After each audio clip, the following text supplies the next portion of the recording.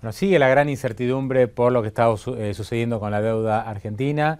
Ya vamos un par de semanas de default, los efectos se están sintiendo en el mercado local y mientras tanto continúan las conversaciones bastante empantanadas, por cierto, entre los bancos internacionales y los holdouts o fondos buitre para ver si hay algún tipo de solución o si se puede comprar el litigio. El gobierno ya dijo que no va a intervenir y que no está dispuesto a poner un solo centavo más allá de lo que es la propuesta de canje de deuda, lo cual implicaría asumir una pérdida muy grande para los bonistas que no han ingresado al canje. Está en los estudios alguien a quien ya hemos entrevistado desde Nueva York, lo agarramos justo aquí en Buenos Aires y tuvo la deferencia de venir hasta Infobae TV, es Diego Ferro, director de Greylock Capital. Diego, un gusto, bienvenido. Un gusto estar aquí. Bueno, hace muchos años que estás en Nueva York, pero sos argentino, ¿no? Sí, pero me fui hace 23 años allá. ¿Y hace cuántos años que estás trabajando con Hans Humes, que es un viejo conocido en Argentina en Greylock?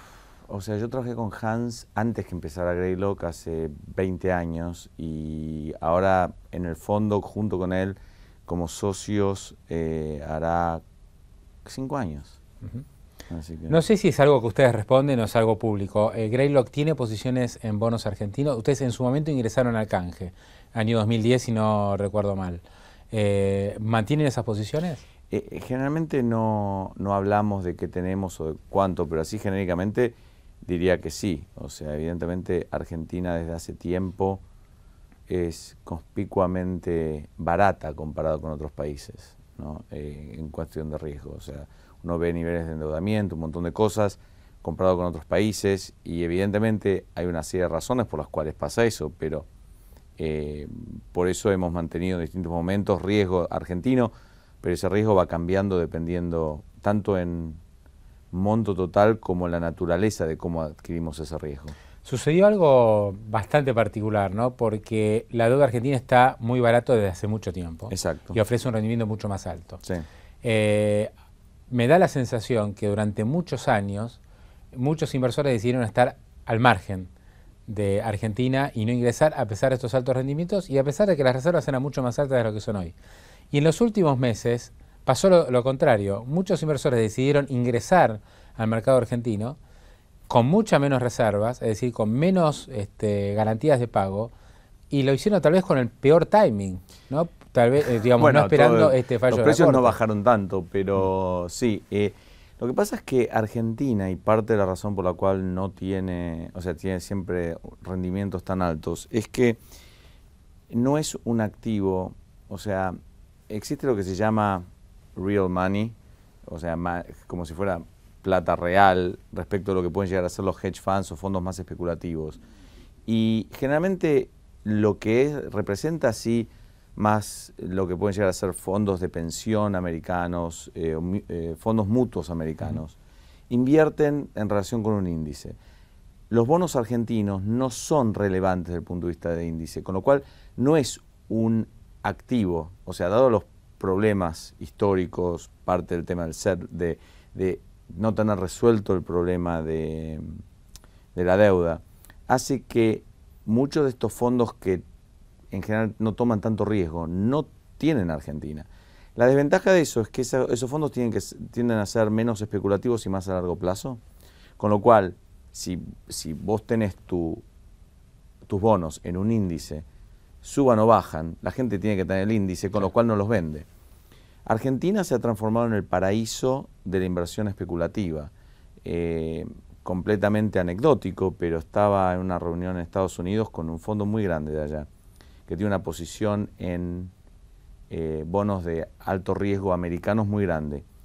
Y estábamos hablando acerca de qué tenían en mercados emergentes o no, y me dicen, no tenemos nada en mercados emergentes. Y de pronto se da vuelta y dice, no, en realidad sí, porque nuestra posición más grande es una posición típica americana, que tiene muchos fondos, de una reestructuración muy conocida, no viene al caso mencionarla.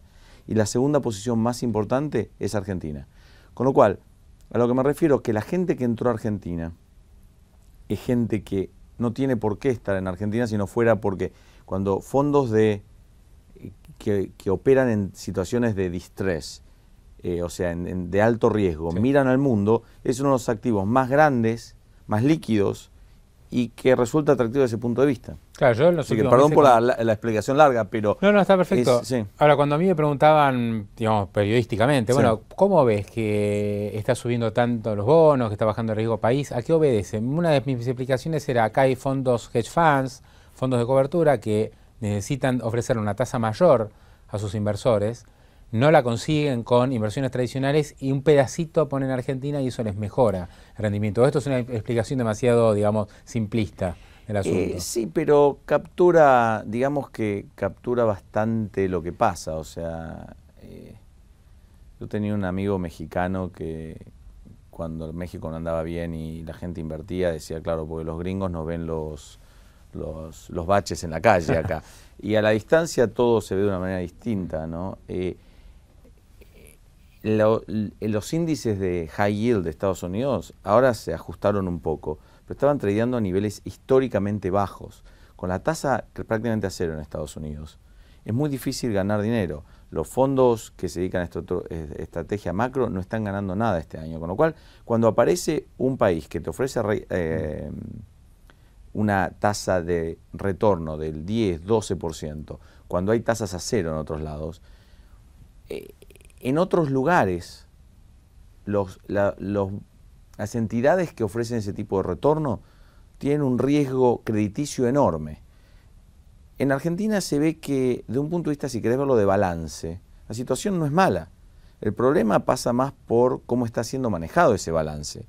Y la gente dice, de acá a un año va a haber elecciones, probablemente cambie el que maneje ese balance, y el mismo balance manejado por otra persona sería una situación como la de Paraguay, que se puede emitir deuda a 30 años al 6%, cuando Argentina no se puede financiar a 1 al 12 en este momento. Esta parte de la respuesta responde ya mi próxima pregunta, por lo menos parcialmente.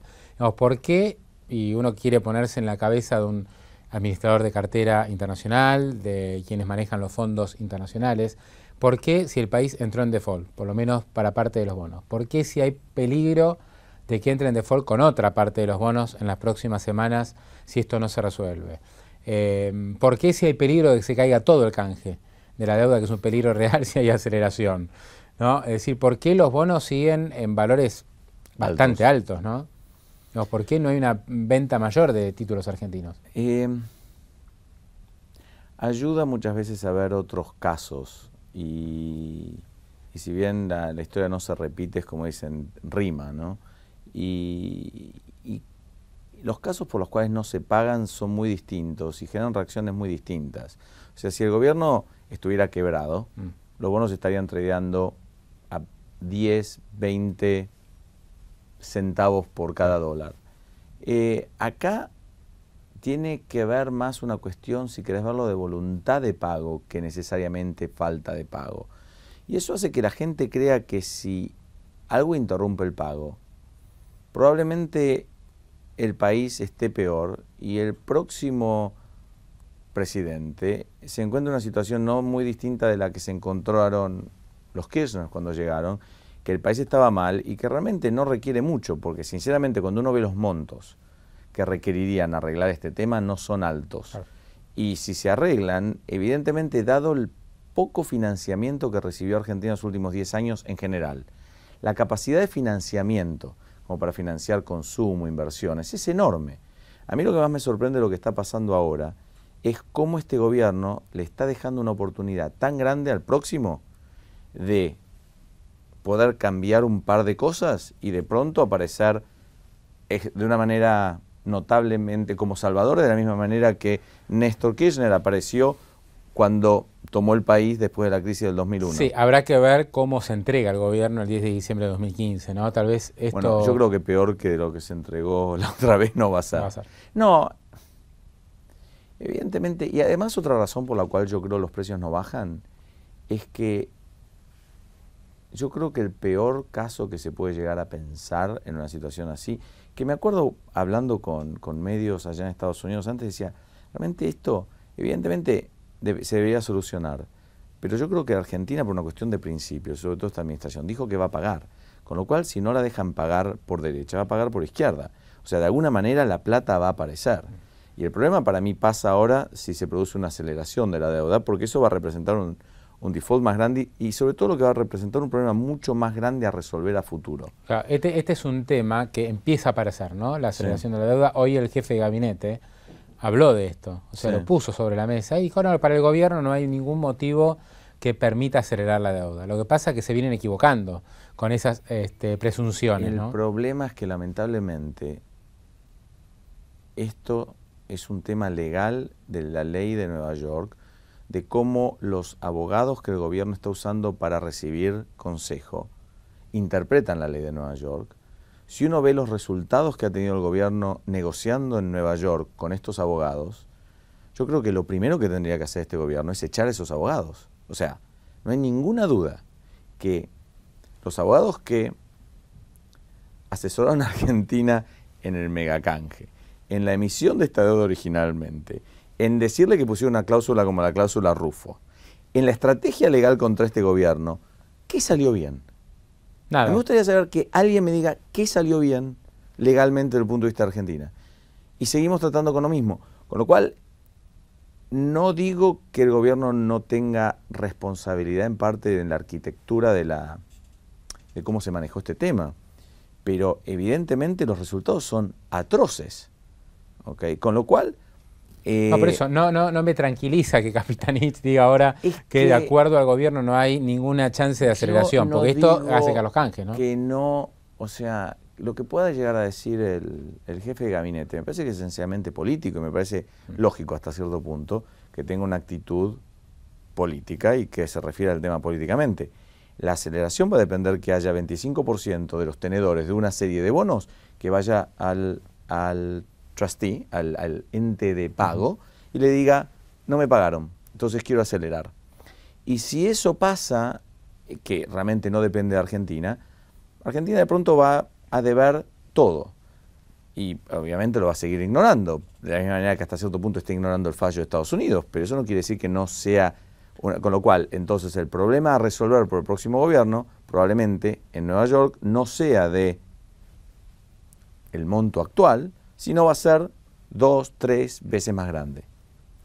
Una pena. Usted que conoce a muchos de los players del mercado y a quienes están comprando y vendiendo, ¿existe la posibilidad de que en estos momentos haya futuros buitres? Es decir, que se estén acumulando, por ejemplo, los bonos par para después pedir la aceleración. No hay ninguna duda que eso pasó. O sea, si uno ve cómo tuvieron los precios de activos argentinos, era notable como el bono par, sobre todo el par europeo, estaba generalmente con mucha más demanda que cualquier otro bono, independientemente... O sea, había dos motivos para eso. Uno, que por ser el que tenía menos precio, ¿no? O sea, mucha gente lo empezó a comprar porque pensó que iba a subir, porque ese iba a ser el bono que si los swaps de swaps de crédito Argentina entraba en default, iban a tener que entregar contra su swap de crédito. Y por otro motivo, porque gente pensó que si se quiere acelerar por el mismo motivo, uno que quiere el bono más barato. ¿Por qué? Porque cuando uno acelera, le deben el 100% del principal, con lo cual tenés la ganancia más alta. Prefiero comprar un bono para 50 que un bono díjano a 90, como pasó hace Exacto, o sea, 20 días. Los dos aceleran. ¿Qué quiere decir aceleración? Que en vez de deberme la plata en el 2038 o en el 2033, me la deben ahora. Entonces, el bono de 90, ok, el gobierno me debe 100 ahora. El bono de 50, el gobierno me debe 100 ahora. Con lo cual, evidentemente, o sea, yo entiendo la denominación de fondo buitre o no buitre, pero realmente generalmente, sacando casos muchas veces de países africanos que ya cambió mucho la legislación internacional de cómo tratarlos, generalmente lo que se tiene son fondos especulativos que cuando los emisores te dan oportunidades para ganar plata, realmente echarle la culpa al fondo cuando realmente el que hace las cosas como para que ganen la plata es el emisor. En este caso no hay ninguna necesidad para que esto esté pasando. Con lo cual realmente no es cuestión de que haya fondos buitre a futuro, porque de hecho seguro que va a haber, pero me parece que el gobierno los está creando hasta cierto punto. Es muy desesperante que estemos ante este escenario donde el gobierno subestima los problemas futuros que puede haber. Es decir, hoy hay buitres por el 7% de la deuda, de los cuales activos habrá 2 o 3%. Pero si sucede este segundo escenario, el porcentaje es mucho mayor. Que el gobierno lo esté ignorando o no, no me queda claro. O sea, que el gobierno públicamente tenga esa actitud es una cosa, que no estén preocupados es otra. Lo que me preocupa es que, sinceramente, lo que uno necesita en un caso así es un abogado que me dé confianza. Y yo no sé cómo estos abogados, que realmente vienen fracasando sistemáticamente, siguen siendo... Con lo cual no sé de quién pueden llegar a tener el tipo de consejo correcto en este momento, porque sinceramente no me parece que estos abogados se lo puedan dar. Correcto. Lo último, estamos todos periodísticamente, el mercado, a la expectativa de algún posible acuerdo privado, que es por otra parte lo que promueve el gobierno, al menos públicamente, dice que se pongan de acuerdo privados, no tenemos problema, pero nosotros no podemos intervenir por la RUFO. ¿Hay chances todavía de que exista algún tipo de acercamiento sin ningún tipo de garantía o participación del Estado? Claramente no creo que esto, o sea, que no va a tener participación del Estado, no me cabe duda, porque yo creo que la preocupación del gobierno respecto a la cláusula RUFO es cierta. Podemos hablar por qué el gobierno no está requiriendo de los inversores que eliminen la cláusula RUFO, porque eso sería perfectamente legal. Y eso es algo que realmente no deja de sorprenderme, porque uno dice, ok, yo no puedo hacer esto por la cláusula RUFO, pero yo puedo pedir que remuevan la cláusula RUFO y en ningún momento lo hacen, que demostraría muy buena voluntad, yo creo, hacia el juez y hacia los fondos buitres, que el gobierno está tratando de hacerlo. Si lo logro no es otra cosa. Eso pone que haya una solución entre privados, que yo creo que todo el mundo quiere que pase, o por lo menos una buena parte de la gente quiere que pase, pero es muy difícil de implementar. Con lo cual, que pase o no pase, no sé cómo dar probabilidad, porque evidentemente son esas cosas que requiere una ingeniería financiera bastante peculiar, por así decirlo, porque esencialmente lo que requiere es, ¿hay mucha gente dispuesta a invertir en la Argentina a estos niveles? Absolutamente. Hay toda la plata que se necesite para resolver este problema está disponible. El problema es que de la manera que puede llegar a ser entregada es diciendo, ok, si Argentina emite, yo le presto para que resuelva el problema. Pero Argentina no se puede meter. Entonces, este problema ahora lo que representa es que alguien tiene que comprar la deuda a Elliott, bueno, en realidad a todos los fondos buitres, pero Elliott es el que más conocido en este tema. ¿Y qué garantía de recibir el pago lo tiene? Ninguna. Actuar como Elliott. Y nadie actúa como Elliott mejor que Elliott, o sea, más allá de los problemas que se puedan tener, o sea, de alguna manera hace 10 años que está peleando legalmente y hasta cierto punto el que tiene consiguió lo que quería. El que tiene más chance de cobrar es Elliott. Con lo cual, yo creo que por una cuestión así, si se quiere, de lo que el famoso moral hazard, o sea, si Elliott me lo quiere vender a mí, yo voy a estar pensando, si vos no podés cobrar del gobierno, vos pensás que yo voy a cobrar. Por eso hay una serie de problemas en esto, pero ¿qué pasa? Al mismo momento hay un montón de inversores que saben que si esto se resuelve, bonos que están con un rendimiento del 12% van a estar en un rendimiento del 7-8%. La ganancia implícita eso, y la ganancia que habría para el ANSES, que tiene una cartera de bonos, es enorme. O sea, por eso no dejo de perder esperanzas que se produzca algo, pero yo creo que hay que tener que ser realistas, que no, si no se produce, no es por falta de voluntad, porque tanto los fondos buitres como los bonistas, como implícitamente el gobierno, les encantaría que hubiera una solución. Porque también por el lado de la gente que está haciendo juicio a Argentina, o que le hizo juicio a Argentina, hace años que está haciendo esto. Lo último, ¿es posible que los precios de los bonos se sostengan pensando ya en la próxima administración y que hay voluntad de pago y que hay un razonable nivel de reservas, más allá de que no avance esta negociación o dentro de un mes se desploma todo? Yo lo veo más como un deslizamiento, porque la gente no quiere vender porque sabe que puede haber alguna novedad. Claro. Pero evidentemente lo único que puede producir ese desmoronamiento es si alguno de estos fondos que tienen posiciones muy grandes de pronto dicen no quiero saber más nada. Y esos fondos hasta cierto punto son lo suficientemente sofisticados que si están invirtiendo en la Argentina a estos precios es porque saben lo que están haciendo y no creo que se asusten. Tienen estómago, pueden aguantar, Tiene no espalda, sé cómo estómago y exacto, espalda. no sé cómo el mercado va a reaccionar con una aceleración, no sé cómo el mercado puede reaccionar con un cambio de jurisdicción, pero yo lo veo más que nada como una cuestión de que se mantienen por una cuestión de esperanza, de que haya una solución. Evidentemente, cuando se llegue al año que viene, en teoría el Rufo no está más, con lo cual se debería solucionar. Pero si, por ejemplo, se llega y no hay solución y el gobierno demuestra que no quiere solucionarlo, probablemente yo veo más la presión por temas como el dólar paralelo por ese lado, claro, que a nivel internacional. Más tensión cambiaria que... o sea, Argentina puede moverse a precios como estaban, a retornos como los de enero, que estaban tradeando al 20%, por así decirlo. Pero el problema es que no hay mucho, o sea, el mundo sigue con tasas a cero.